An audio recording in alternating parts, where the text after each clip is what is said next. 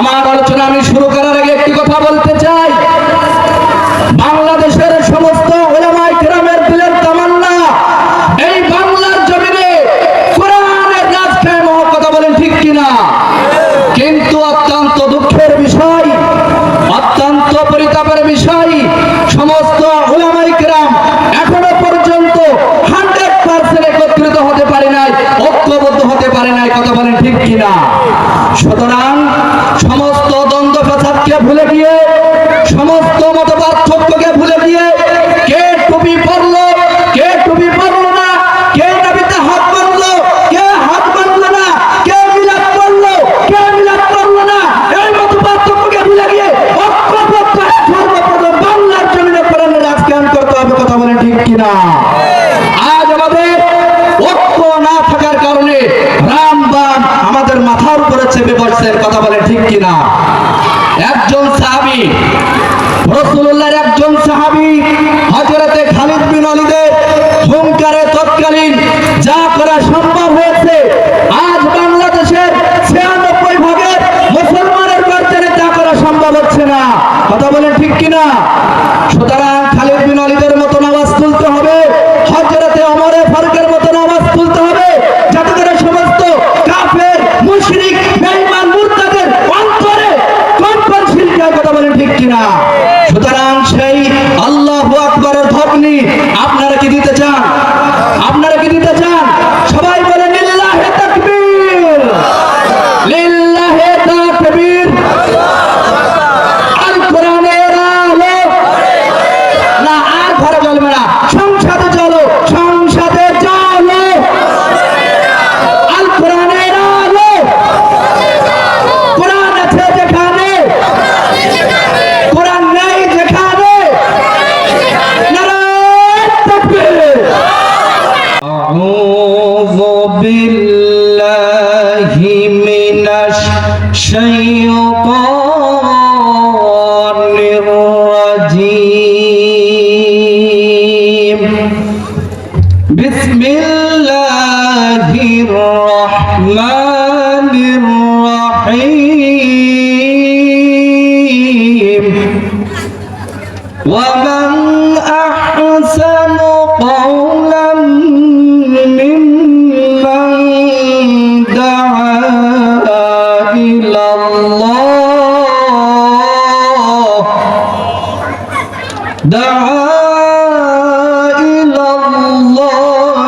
وعمل صالحا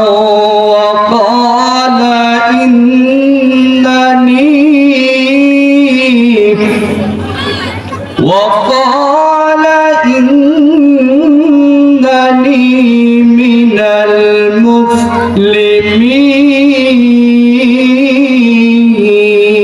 المسلمين. صدقت يا ربنا. عن حذيفة رضي الله تعالى عنه قال قال رسول الله صلى الله عليه وسلم والذي نفس بيده لتأمرن بالمعروف ولتنهون عن المنكر أو يؤشكن الله أن يبعث عليكم عقابا من عنده ثم لتدعنه ولا يستجاب لكم. رواه الترمذي. وقال تعالى في شأن حبيبه ومحبوبه ورسوله إن الله وملائكته يصلون على النبي يا أيها الذين آمنوا صلوا عليه وسلموا تسليما. اللهم জোরে সরে পড়েন দুরূদ শরীফ। وعلى آل سيدنا হাবিবানা মুহাম্মদ। ধন্য নবী, ধন্য তুমি, ধন্য তোমার সাথীগণ, ধন্য তোমার কর্মনীতি, ধন্য তোমার সাহাবীগণ। আল্লাহুম্মা সাল্লি আলা। আপনার একটু কাছায় কাছায় বসেন না, একটু কাছায় বসেন। আলহামদুলিল্লাহ, নড়াইল জেলা কালিয়া থানার অন্তর্গত জামরিল ডাঙ্গা পূর্বপাড়া ফুটবল ময়দানে 18তম 3 দিন ব্যাপী তাফসীরুল কোরআন মাহফিলের শ্রদ্ধাভাজন সম্মানিত সভাপতি হযরত মাওলানা আব্দুর রশিদ সাহেব, সহকারী সুফাত সালামিয়া ইমামিয়া দাখিল মাদ্রাসা, আতালাল্লাহু উমরাহু ওয়া বারাকাল্লাহু ফি হায়াতি, জোরে বলেন আমিন। আজকের মাহফিলের প্রধান আকর্ষণ, প্রধান অতিথি হাফেজ মাওলানা শাহাদত হোসেন বারী, সভাপতি আল কুরআন গবেষণা পরিষদ নাটোর জেলা। হুজুরের হায়াতে তৈয়বা সিয়াতে কুল্লিয়া কামনা করছি, সকলে বলেন আমিন।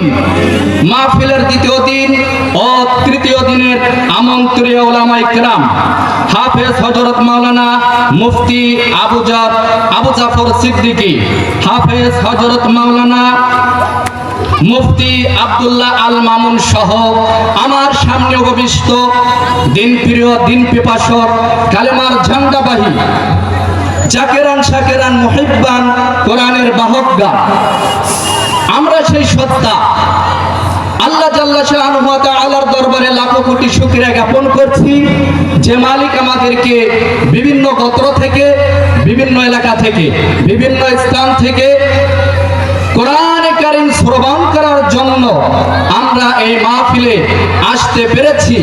এজন্য সেই মহান মালিকের দরবারে আমরা দিল থেকে শুকরিয়া আদায় করে বলছি আলহামদুলিল্লাহ।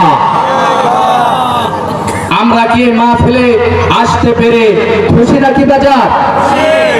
যদি খুশির আবেগ, যদি খুশি হয়ে থাকি, খুশির আবেগটাকে উজাড় করে দিয়ে কণ্ঠের সাথে কণ্ঠ মিলিয়ে আমরা দিল থেকে আবার শুকরিয়া জ্ঞাপন করে বলছি আলহামদুলিল্লাহ। আমার যুবক ভাইরা, আপনারা মাহফিলের প্যান্ডেলে চলে আসুন। আমি জানি ইসলামের অগ্রাধিকার যুবকদের, কথা বলেন ঠিক কিনা? ইসলামে ভূমিকা নিয়েছেন যুবকেরা, কম না বেশি? বেশি নিয়েছেন। সেই সমস্ত যুবক ভাইরা আমি আহ্বান জানাচ্ছি আপনারা প্যান্ডেলে আসুন। সম্মানিত উপস্থিতি, এই কণ্ঠ, এই আওয়াজ যদি আপনারা দিতে পারেন তাহলে আমাদের ঈমান কেউ কেড়ে নিতে পারবে না, কথা বলেন ঠিক কিনা? আমি সূরা হামিম সাজদা 33 নম্বর আয়াত তেলাওয়াত করেছি। অসংখ্য হাদিস থেকে একটি হাদিস আমি পাঠ করেছি। এই হাদিসের আলোকে এবং কোরআনের আলোকে আমি সংক্ষেপে কয়েকটা কথা বলতে চাই। আপনারা শুনতে রাজি আছেন? আপনারা শুনতে রাজি আছেন? আলহামদুলিল্লাহ।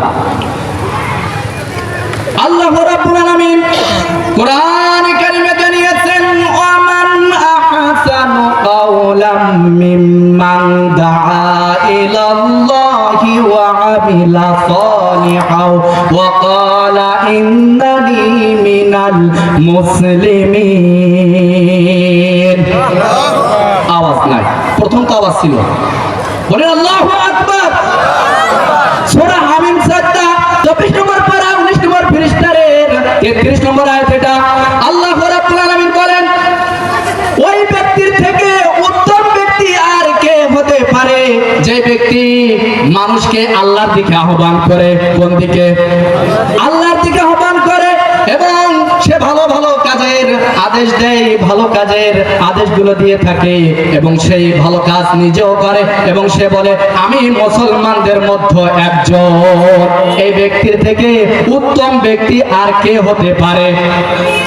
সম্মানিত উপস্থিতি, আল্লাহ পাকের কাছে যদি উত্তম হতে হয় তাহলে সর্বপ্রথমে আমাদেরকে মানুষদেরকে আহ্বান করা লাগবে আল্লাহর দিকে। কোন দিকে? আল্লাহর দিকে আহ্বান করলে আর নিজে ভালো ভালো কাজের আদেশ দিতে হবে, সেই ভালো কাজ নিজে করতে হবে, তাহলে আল্লাহ পাকের কাছে উত্তম হওয়া যাবে, কথা বলেন ঠিক কিনা? এবার আসেন হাদিসের দিকে। আল্লাহর নবী জানিয়েছেন, ওয়াল্লাযী নাফসি বিয়াদিহি লা তা'মুরুন্না বিল মা'রুফি ওয়া লা তানহাউনা 'আনিল মুনকার আও ইশাকান্নাল্লাহু আইয়াবআসা 'আলাইকুম ইকাবা মিন ইনদিহি সুম্মা লাতাদউন্নাহু ওয়া লা ইউস্তাজাবু লাকুম। আল্লাহর নবী জানিয়েছেন তোমরা ভালো কাজের আদেশ দাও। কোন কাজের আদেশ দাও? ভালো কাজের আদেশ দাও, আর খারাপ কাজ, অন্যায়ের কাজ, পাপ কাজের তোমরা বাধা প্রদান করো। কোরআনে কারীমের মধ্যে আল্লাহ তাআলা বলেন ভালো কাজের আদেশ দাও, আর হাদিস শরীফের মধ্যে রাসূলুল্লাহ বলেন ভালো কাজের আদেশ দাও এবং অন্যায়ের কাজের বিরোধিতা করো। এখানেই কথা, আপনি যখন ভালো কাজের আদেশ দিবেন আপনাকে সমস্ত লোকজন বলবে যে এই লোকটা কত ভালো লোক এবং কত সৎ লোক, নিজে তো ভালো কাজ করে, অপরকে ভালো কাজের আহ্বান জানায়। কিন্তু হাদিসের দিকে আপনি একটু লক্ষ্য করুন, যখনই আপনি অন্যায়ের কাজের বিরোধিতা করবেন, অন্যায়ের কাজে রদ করতে যাবেন, তবে আপনি মানুষের কাছে আর ভালো থাকবেন না। কথা বলেন ঠিক কিনা? আপনি পৃথিবীতে যত ভালো কাজ আছে নিজে করেন আর অপরদেরকে আদেশ দেন, কোনো সমস্যা নাই। কিন্তু যখনই আপনি পাপ কাজের বিরোধিতা করবেন তখনই সমস্যা। কথা বলেন ঠিক কিনা? এক মুরব্বিকে আপনি যদি নামাজের জন্য আহ্বান জানান যে চাচা বয়স তো অনেক হয়ে গিয়েছে, এখন থেকে নামাজ পড়লে ভালো হয় না, চাচা বলবে তো ভালো তো হয়, আচ্ছা আমি পড়ার চেষ্টা করব, অনেক তুমি ভালো লোক, আমাকে তুমি ডাকছো নামাজের জন্য। ওই একই চাচাকে যখন আপনি মায়ের বিবাহতে বক্স চালাবে, ডিজে চালাবে, তখন যদি চাচাকে যে বলা হয় চাচা এটা তো অন্যায়ের কাজ, সুতরাং আপনি এই বক্স চালায়েন না, আপনি এই বক্স বাজায়েন না, আপনি যখন এই কাজের বিরোধিতা করবেন তখন কিন্তু আপনি আর চাচার কাছে ভালো হবেন না। কথা বলেন? ভালো কাজের আদেশ দিলে সে মানুষের সমাজের কাছে সে ভালো থাকে, কিন্তু অন্যায়ের কাজের যখন আপনি বিরোধিতা করবেন তখনই কিন্তু সমস্যা। কথা বলেন? রাসূলুল্লাহ হাদিসের শেষ অংশে কি বলেছেন? যখনই তোমরা ভালো কাজের আদেশ দিবে আর অন্যায়ের কাজে বিরোধিতা যখন তোমরা করবে না, তখন আল্লাহ পাকের গজব ওই সময় নাজিল হবে, আর ওই গজব থেকে বাঁচার জন্য আল্লাহ রাব্বুল আলামিনের কাছে তোমরা দোয়া করবে, আর তখনই ওই দোয়া কবুল হবে না। এটাই না আল্লাহর নবী বললেন, খারাপ কাজে যখন তোমরা বাধা দিবে না আর ওই অপরাধের কারণে আসমান থেকে গজব আসবে, আর গজব যখন সে যাবে তখন ওই গজব থেকে আমরা কি বাঁচার জন্য দোয়া করব না? করব না অবশ্যই। আর যখনই এই দোয়া করা হবে আল্লাহ পাক তখনই দোয়া কবুল করবে না। তিরমিজি শরীফের হাদিস, এই যে করোনা গেল, করোনাতে মসজিদের ইমাম সাহেব, মাদ্রাসার মুআদ্দিন সাহেব, হাফেজ সাহেব, মুফতি সাহেব, কত সাহেব দোয়া করলো, কোনো দোয়াই কবুল হলো না। আল্লাহ পাকের ইচ্ছায় এসেছিল করোনা, আবার আল্লাহ পাকের ইচ্ছায় চলে গিয়েছে। কথা বলে ঠিক কিনা? কত দোয়া হয়েছে মাঠে ঘাটে, মসজিদে, মাদ্রাসায়, একটা দোয়া তো কবুল হলো না। আল্লাহ পাকের গজব এসেছিল। সুতরাং আজ তারা খারাপ কাজ করতেছে, এদের কারণে গজব আসতেছে, সুতরাং এই খারাপ কাজ রদ করা লাগবে। কথা বলুন ঠিক কিনা? আর এই খারাপ কাজ যদি আমরা রদ যদি না করতে পারি, অচিরেই আল্লাহ রাব্বুল আলামিনের গজব আসবে, আর আমরা ওই গজব থেকে বাঁচার জন্য রব্বানা যালামনা আনফুসানা পড়ব, আর তখনই আল্লাহ রাব্বুল আলামিন দোয়া কবুল করবে না। কথা বলেন ঠিক কিনা?